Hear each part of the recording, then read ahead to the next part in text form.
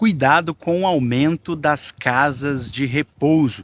Tem cada vez mais aumentado o número dessas casas e eu quero trocar uma ideia com você sobre isso. Bem, eu já vim observando já há alguns dias, algumas semanas, como tem aumentado a quantidade, né? Mas hoje de manhã fui levar meu filho na escola juntamente com a minha esposa e nós passamos em frente a umas 4, num trajeto de 5 quilômetros, passamos em frente a 4 casas de repouso. Aí na volta nós íamos por outro caminho, passamos em frente a mais 2. Então, caramba, 6 casas de repouso, sabe? Aí eu pensando assim, né? Minha esposa dirigindo, eu pensando, caramba, como tem aumentado o número. Aí minha esposa olhou pra mim e falou assim: nossa, mas como tem casa de repouso nessa região, né? Eu falei, pois é, bastante, né? E eu me recordo que há uns meses atrás, do momento que eu gravei esse vídeo, eu tava fazendo uma renda extra na moto Uber. Aqui em Campinas. Cara, e eu era chamado várias vezes para levar remédio, fralda, nessas casas de repouso, né? E eu, caramba, como tem casa de repouso em Campinas? Então, em Hortolândia, onde eu moro, também tem bastante, né? Aí eu falei, vou fazer um vídeo pro pessoal do canal sobre esse tema, sabe? Porque é interessante, para que a gente tome cuidado com isso. Ai, Fernando, você vai falar mal das casas de repouso? Claro que não. Não tô aqui para isso. Eu tô aqui para refletir com você sobre isso. Esse canal aqui é focado no autoconhecimento. A gente precisa se conhecer, tá? No autoconhecimento e no desenvolvimento pessoal, porque você vir nesse mundo e depois ir embora sendo a mesma pessoa, não há nada mais tedioso e infrutífero do que isso, né? Então vamos lá, vamos falar aqui de casa de repouso. Quando se fala em casa de repouso, a gente lembra assim, tá, mas casa de repouso é asilo? Olha, basicamente, se você for dar uma olhada, né, a diferença entre casa de repouso e asilo, tem uma sutil diferença entre os dois, né? O asilo é um lar tradicional, né? É algo focado mais em cuidados básicos das pessoas que estão ali. Já a casa de repouso, ela já tem um atendimento um pouco mais personalizado, geralmente tem uma equipe multidisciplinar, né, focado ali na qualidade de vida das pessoas que estão ali. Então a casa de repouso acaba sendo um pouquinho mais atenciosa, vamos dizer assim, né, do que tá perto da natureza aqui, aí tem uns mosquitinhos, né? Então a casa de repouso ela acaba sendo um pouquinho mais atenciosa do que o asilo. Isso não quer dizer que o asilo é ruim, não, não. O asilo ele só é um cuidado um pouco mais básico, só isso. Então tem essa sutil diferença. Então vamos ficar falando de asilo, casa de repouso, eu vou concentrar isso só na palavra casa de repouso, tá? Então vamos falar de casa de repouso. Então, sintam-se representados, tá bom? Ambas, né, a casa de repouso quanto os asilos, né, que eu vou concentrar a palavra aqui em casa de repouso, ambas têm carinho, têm atenção, né, são pessoas que estão ali fazendo bem, você tem que ter vocação para isso ali, né, porque às vezes a gente não consegue lidar com a gente mesmo, e aí vai lidar com outras pessoas, e pessoas que estão já na terceira idade, que são mais teimosas, então você tem que ter uma vocação para ser carinhoso, para ter atenção com as pessoas. Então, eu quero, nesse momento do vídeo, dedicar aqui uma parte a falar. Muito obrigado por você que trabalha nesse tipo de empreendimento, que trabalha nesse tipo de segmento, que é cuidar das pessoas quando elas estão um pouquinho mais velhas, né, quando estão na melhor idade. Meus parabéns para vocês, tá? Que vocês sejam abençoados e agraciados por esse tipo de trabalho, por esse tipo de função, que eu sei que não é fácil, tá? E segue aqui o meu agradecimento a você que trabalha nesse ramo, para você que é terapeuta, para você que é um cuidador, para você que é uma pessoa que trabalha nessa área física, tá? Fica aqui o meu agradecimento e fica aqui o meu reconhecimento ao seu maravilhoso trabalho, beleza? Até porque hoje no momento que eu gravo esse vídeo é fevereiro de 2026, mas eu estava vendo um censo que foi feito lá em 2019, né, já tem até um tempinho já, 2019, diz que cerca de 160 mil pessoas vivem em casas de repouso. Cara, 160 mil pessoas é muita gente, tá? É bastante gente. E eu estava vendo também que 71% das cidades, né,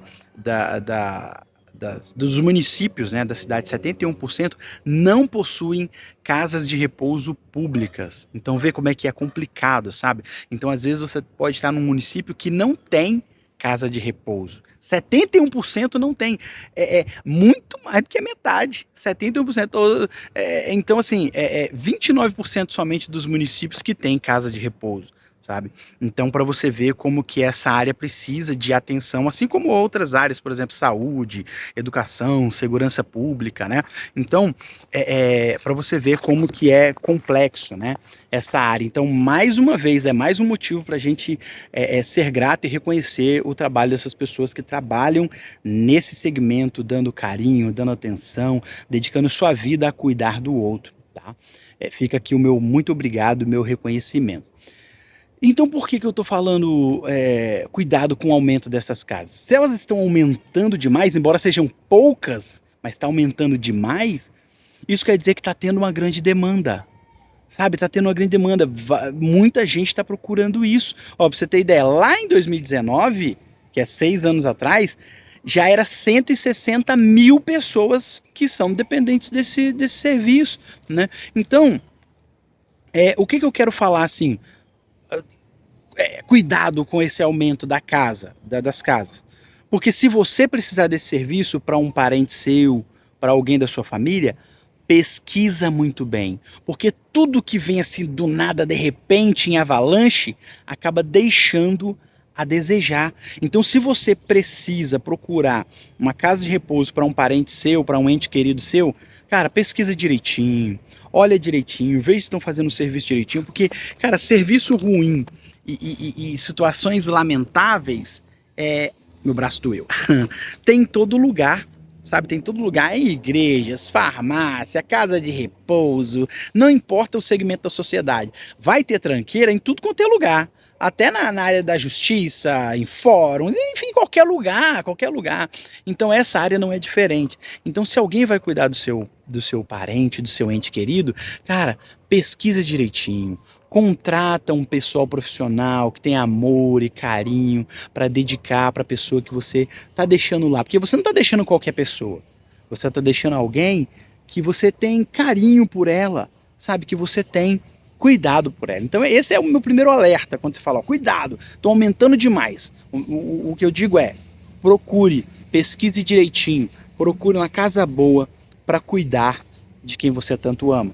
O meu segundo ponto que eu quero trazer para você aqui agora, que deixa eu dar uma pausa aqui para minha mão.